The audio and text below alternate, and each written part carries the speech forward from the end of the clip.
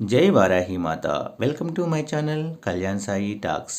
తదాస్తు దేవతలు తిరిగే ఈ సమయంలో మనం ఏది కోరుకున్నా వారాహి అమ్మవారు తప్పక జరిపిస్తారండి. మాట్లాడేటప్పుడు జాగ్రత్తగా అమంగళకరమైన మాటలను ఎప్పుడూ కూడా అనవద్దు. తదాస్తు దేవతలు వింటారు అని మన పెద్దలు హెచ్చరిస్తూ ఉంటారు. ఇంతకీ తదాస్తు దేవతలు ఎవరు? తదాస్తు దేవతలంటే వేదాలలో అనుమతి అనే ఒక దేవత ఉంది. యజ్ఞ యాగాది శుభకార్యాలు ఆచరించేటప్పుడు ఈ దేవతను స్మరిస్తే వారికి కార్యసిద్ధి లభించే విధంగా సహకరిస్తుందని యజ్ఞ ప్రకరణంలో పేర్కొన్నారు. ఆ అనుమతి దేవతల్ని మనం వ్యవహార భాషలో తదాస్తు దేవతలు అంటున్నారు.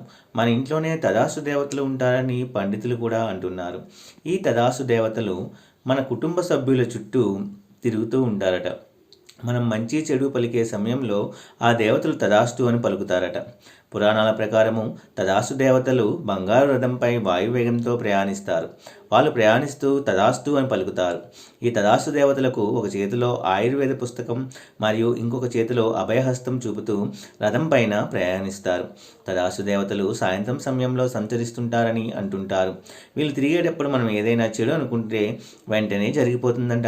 అందుకే మన దగ్గర డబ్బు ఉండి కూడా లేవు అంటే తదాస్తు దేవతలు తదాస్తు అంటే నిజంగానే మన దగ్గర డబ్బు అసలు ఉండవట.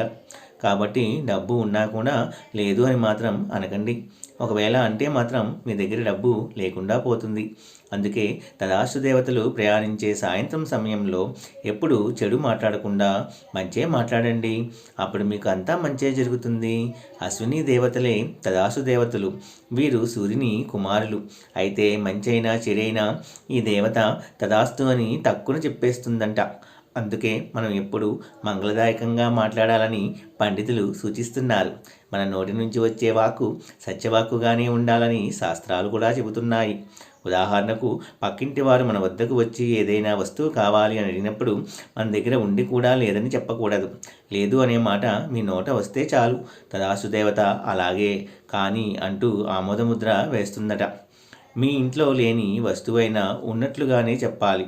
అది ఎలాగంటే, మా ఇంట్లో మీరు అడిగిన వస్తువు ఇన్నాళ్ళు ఉన్నది కానీ ఆ వస్తువును షాపు నుంచి ఇప్పుడు కొనుక్కురావాలని తెలివిగా మనము సమాధానము చెప్పాలి. అలాగే ఎవరైనా అప్పు కోసం మీ దగ్గరికి వస్తే లేదు అనే మాట చెప్పకుండా మీకు ఇచ్చే స్థాయికి నేను ఎదగాలి అనండి. అప్పుడు తదాస్తు దేవత తదాస్తు అంటుంది. అలా కాకుండా లేదు అనే పదాన్ని పదే పదే వాడితే మీకు ఏమీ లేకుండానే పోతాయని పండితులు కూడా చెబుతూ ఉన్నారు. మనం ఆరోగ్యంగా ఉండి కూడా అనారోగ్యంతో ఉన్నామని తరచూ అంటే నిజంగానే అనారోగ్యం ప్రాప్తిస్తుంది. కాబట్టి స్థితిగతులు గురించి అసత్యాలు అవాస్తవాలు పలకడము అస్సలు మంచిది కాదు. ఎవరైనా మనకు అన్యాయం చేసినప్పుడు మనం పదే పదే వారి గురించి మనం మాట్లాడుకుంటూ ఉంటాము. తదాస్తు దేవతలు ఈ మాటలు విని తదాస్తు అంటారట. దీంతో మనకు అన్యాయం చేసిన వారి పతనం ప్రారంభమవుతుంది. కనుక ఇతరుల గురించి అయినా లేదా మన గురించి అయినా మనము చెడుగా అస్సలు మాట్లాడుకోకూడదు. ఎప్పుడు మంచిగానే మాట్లాడుకోవాలని పురాణాలు కూడా చెబుతూ ఉన్నాయి. చెడు విషయంలోనూ కూడా ఇదే వర్తిస్తుందండి. ఒకరికి చెడు జరగాలని కోరుకోవడం లేదా మనకు ఏదైనా జరుగుతుందేమోనని భయపడటం వల్ల తదాస్తు దేవతల ప్రభావంతో అవి నిజంగానే ఫలిస్తాయి అని పండితులు అంటున్నారు. దీనివల్ల మరికొన్ని దుష్ఫలితాలు చోటు చేసుకోవడంతో ఇబ్బందులు కూడా పెరుగుతాయి. కాబట్టి మంచిని కోరుకుంటే అందరికీ మంచే జరుగుతుంది. మంగళపూర్వకమైన మాటలతోనే మంచి జరుగుతుందని, చెడు మాటలు అశుభ వార్తలను ఇంట ఉపయోగించకూడదని వారు హెచ్చరిస్తున్నారు. మనం మాట్లాడే మాటలు మనకు సంబంధించినవి కానీ ఎదుటివారికి సంబంధించినవి కానీ ప్రియకరంగా శుభకరమైన మాటలే మాట్లాడాలి. అందుకే పెద్దలు అన్నట్టు నోరు మంచిదైతే ఊరు కూడా మంచిది అవుతుందని చెబుతూ ఉంటారు.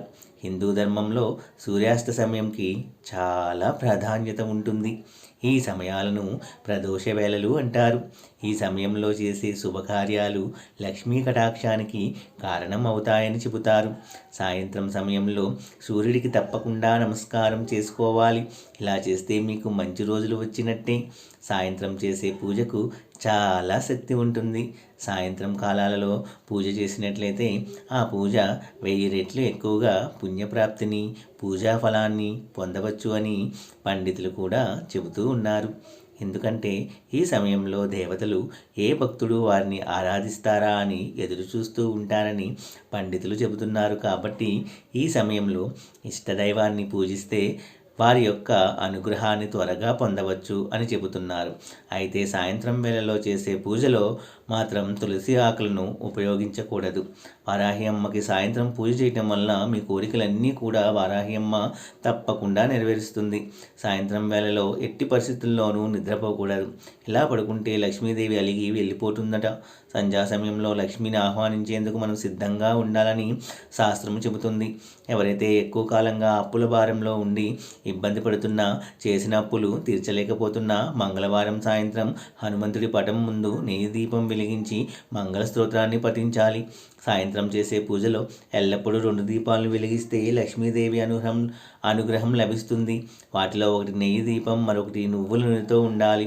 ఆవు నెయ్యితో దీపారాధన చేస్తే సర్వసుఖాలు, సౌభాగ్యాలు కూడా కలుగుతాయని, నువ్వుల నూనెతో దీపారాధన చేస్తే సమస్త దోషములు కూడా తొలగిపోతాయి. లక్ష్మీదేవికి ఎర్ర గులాబీ పూలంటే చాలా ఇష్టం కాబట్టి ప్రతి శుక్రవారం సాయంత్రం లక్ష్మీదేవి పటానికి ఎర్ర గులాబీలు పెట్టి పూజిస్తే లక్ష్మీ కటాక్షము లభిస్తుంది. అలాగే సోమవారం సాయంత్రం గన్నేరు పూలతో శివుణ్ణి పూజిస్తే అష్టైశ్వర్యాలు కలుగుతాయని శాస్త్రం చెబుతుంది. సాయంత్రం సమయంలో ఎవరైనా డబ్బు కోసం మీ దగ్గరికి వస్తే అప్పు ఇవ్వకండి. శాస్త్రాల్లో ఇలా చేయడం నిషేధించబడింది.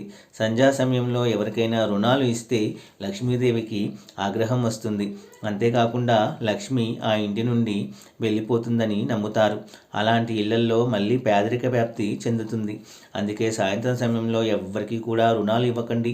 శుక్రవారం సాయంత్రం ఇంటికి ఈశాన్య దిశలో నెయ్యి దీపం వెలిగిస్తే లక్ష్మీ అనుగ్రహం కలుగుతుంది. సాయంత్రం సమయంలో ఇంట్లో సాంబ్రాణి ధూపం వేయడం వల్ల ఆ ఇంట్లో ఐశ్వర్యం పెరిగి కుటుంబంలో సంతోషము, శాంతి నెలకొంటుంది. ధూపం మీ జీవితంలోని అన్ని సమస్యలను కూడా తొలగిస్తుంది. నా వీడియోస్ కనుక మీ అందరికీ నచ్చినట్లయితే please like, share and subscribe and support my channel Kalyan Sai talks.